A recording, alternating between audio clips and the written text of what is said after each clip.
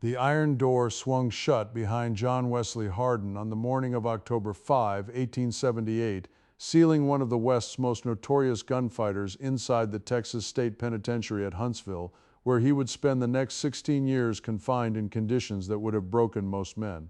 Hardin had killed anywhere from 20 to 40 men, depending on whose count you believed, yet it was not a bullet that would define his punishment, but stone walls, isolation cells, and a system of frontier justice that few people today understand.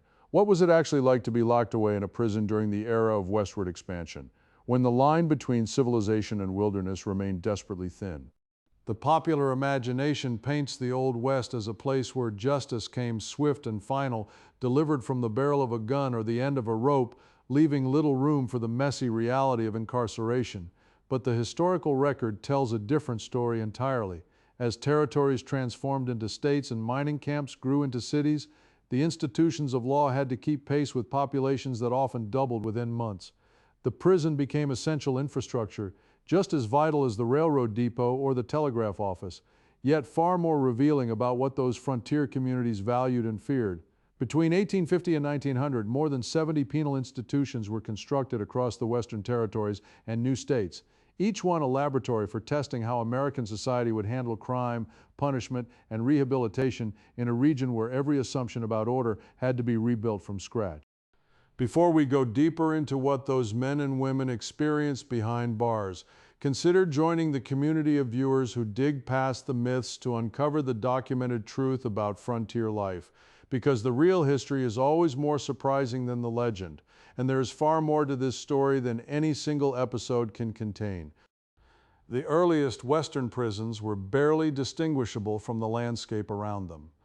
When California achieved statehood in 1850, authorities repurposed a grounded prison ship, the Wabun, anchored in San Francisco Bay to hold convicts because no permanent facility yet existed. Men were chained below deck in conditions so foul that disease spread faster than any rumor in the goldfields above.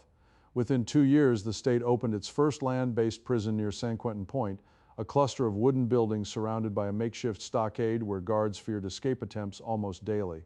The location was strategic, surrounded on 3 sides by water, but the construction was rushed and the oversight nearly non-existent.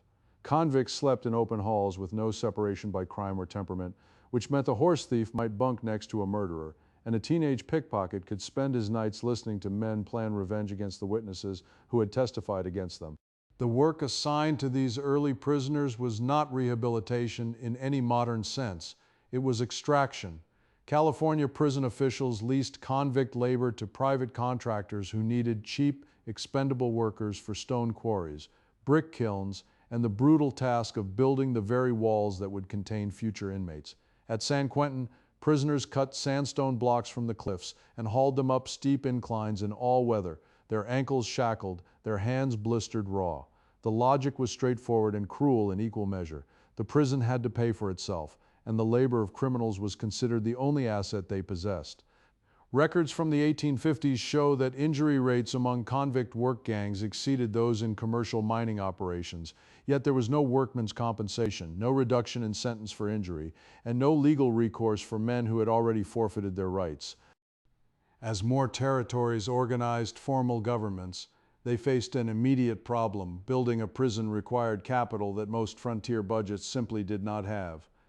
The solution, repeated across the West with minor variations, was the contract system.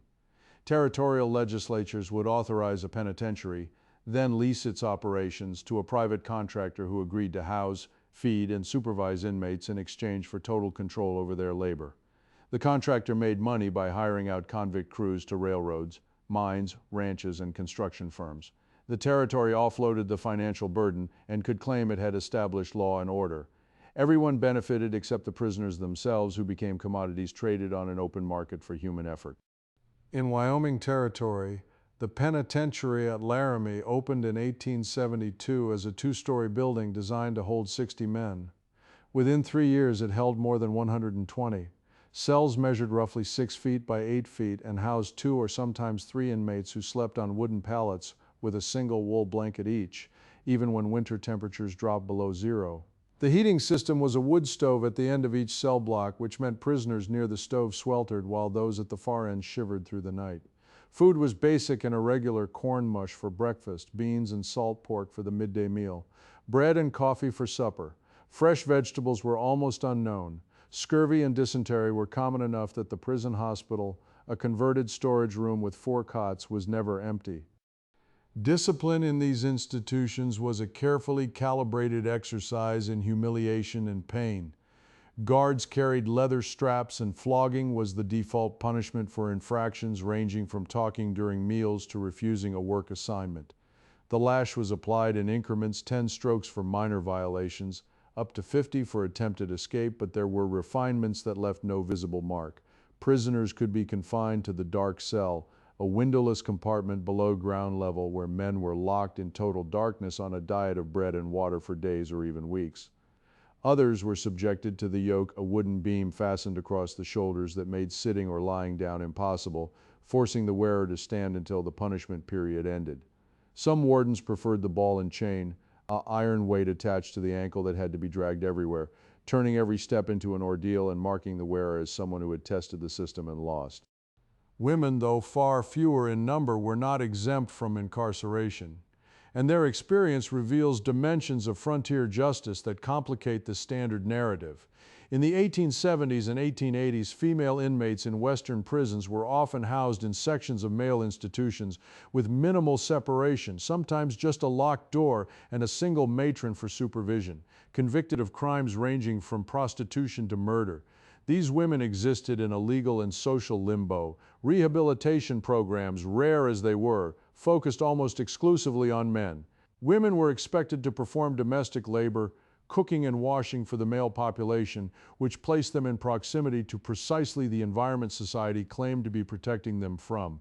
At the Nevada State Prison in Carson City, records show that in 1880 there were 7 women among 230 men, and their quarters consisted of 3 rooms in the warden's residence, an arrangement that blurred the line between protective custody and something far more troubling. The arrival of a figure like John Wesley Hardin into this system created immediate tension. Hardin was not simply another convict. He was a legend, a man whose reputation preceded him through every barred gate. Prison officials understood that holding someone of his notoriety meant constant vigilance against escape, against violence, and against the possibility that he would become a symbol around which other inmates might rally. Hardin was placed in solitary confinement multiple times during his first years at Huntsville. Not always for rule violations, but as a preventive measure. He spent months in a cell so small he could touch both walls with his arms extended, a space lit only by a narrow slot near the ceiling.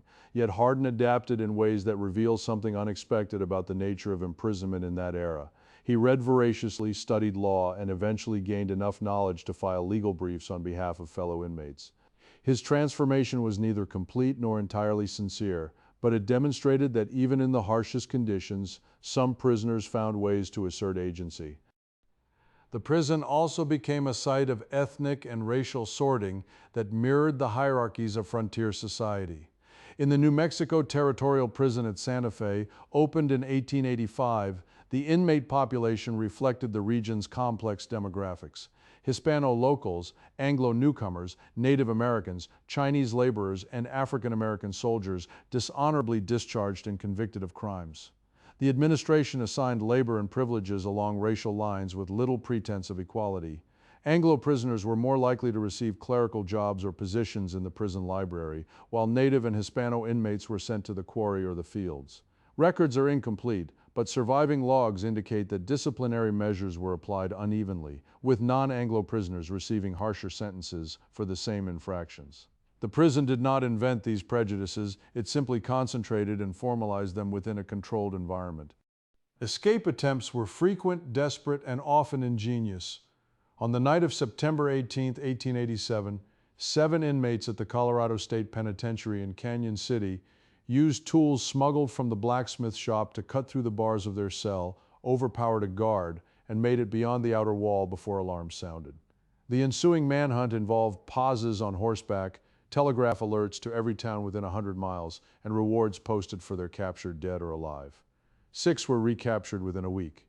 The 7th, a man named Thomas Moran, remained at large for nearly 2 months, moving through mining camps and rail towns under assumed names until a bartender in Durango recognized him from a wanted poster. His recapture was celebrated in local newspapers as proof that the system worked, but the ease with which he had moved through society for weeks suggested the opposite. The boundaries between imprisoned and free were more porous than officials cared to admit. Inside the walls, informal economies flourished. Tobacco was currency, so were extra rations, smuggled tools, and information about guard routines. Inmates who worked in the kitchens or laundry had access to goods others did not, and they traded these for protection, for favors, for the small privileges that made incarceration slightly more bearable. Some prisoners operated as enforcers for the guards, maintaining order among their peers in exchange for better cell assignments or reduced work details. This shadow governance was an open secret. Wardens understood they could not maintain control through official means alone, so they tolerated certain inmates who kept the population manageable, as long as those inmates did not challenge the institution itself. Health care in frontier prisons ranged from rudimentary to non-existent. A prison doctor, if one was employed at all, typically visited once or twice a week and treated only the most urgent cases. Tuberculosis spread easily in the cramped, poorly ventilated cell blocks, and once an inmate contracted it, isolation was the only response, not out of medical strategy but to protect the general population. Typhoid, pneumonia, and infections from untreated injuries were common. At the Idaho Territorial Prison in Boise, mortality rates in the 1880s hovered near 5% annually, a figure that climbed during harsh winters when fuel shortages left cell blocks unheated for days. Death inside prison was recorded in ledgers with the same bureaucratic indifference as a discharge or a transfer. Bodies were buried in unmarked graves on prison grounds, unless a family claimed them, which was rare given the distances involved and the social stigma of having a relative die in confinement. Yet amid this grimness, there were moments when the system attempted reform, often driven by individuals rather than policy. Thomas Mott Osborne, though his major work came later, had precursors among Western prison administrators who believed that rehabilitation was possible if inmates were given education and trade skills. At the Kansas State Penitentiary in Lansing, officials established a rudimentary school in the 1880s where literate inmates taught reading and arithmetic to those who had never had the chance. Participation was voluntary and attendance was predictably low at first, but over time a small cohort of prisoners earned basic literacy, which gave them options upon release that would have otherwise remained closed. This was not altruism. Administrators believed that educated ex-convicts were less likely to return, which reduced costs and improved the institution's public image. Pardon and parole systems, where they existed, were haphazard and deeply political.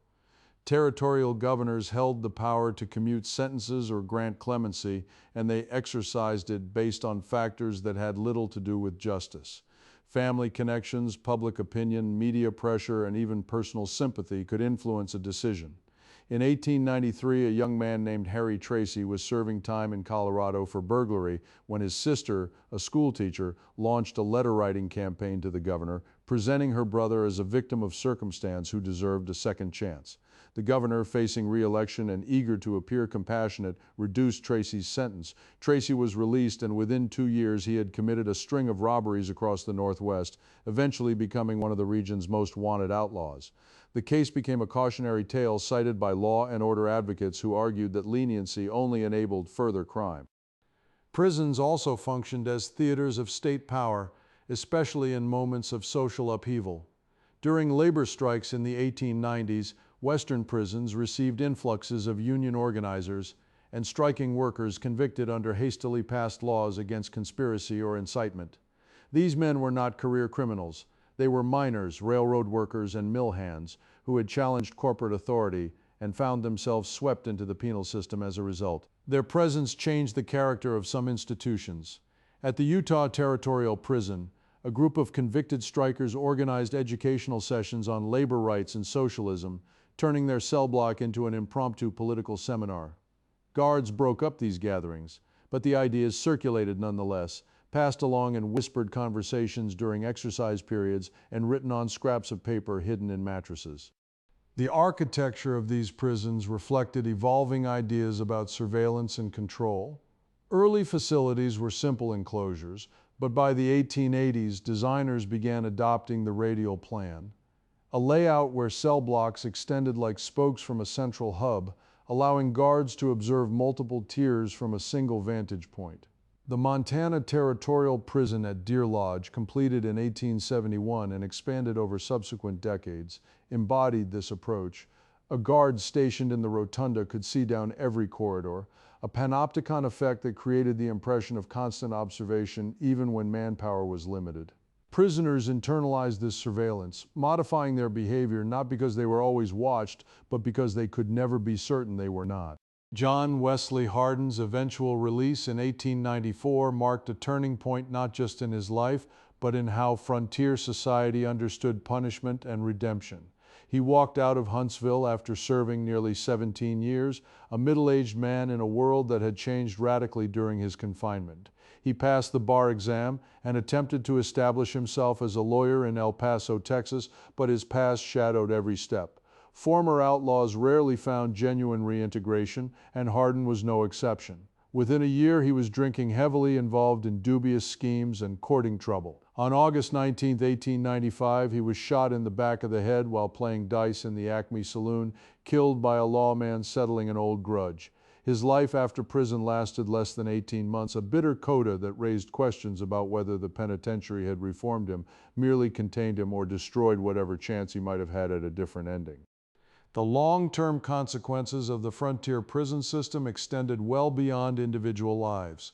These institutions established patterns of incarceration, labor exploitation, and racialized enforcement that persisted into the 20th century and beyond. The contract labor model, which turned prisoners into profit centers, did not disappear with the closing of the frontier. It evolved into convict leasing in the South and prison industries in the West, arrangements that continued to extract value from incarcerated bodies under the banner of rehabilitation. The ethnic and racial hierarchies that governed daily life inside territorial prisons became embedded in the broader criminal justice system, shaping who was arrested, who was convicted, and who received leniency for generations. The myths we tell about frontier justice, the quick draw and the hanging tree, obscure the slower, more bureaucratic violence of the prison, where time itself became the punishment and hope eroded in increments too small to measure. The men and women locked away in those stone fortresses were not abstractions. They were people caught in a society that was improvising its rules as it expanded, that valued order over fairness, and that often could not distinguish between justice and revenge. The records they left behind, the logs and letters and disciplinary reports, reveal a world where survival required cunning, endurance, and a willingness to navigate systems designed to strip away dignity along with freedom. Understanding what prison was like in the Old West means confronting the uncomfortable truth that the frontier was not a place where problems were solved cleanly, but where they were contained, hidden behind walls, and left to fester in the shadows of a society too busy building its future to reckon honestly with its present.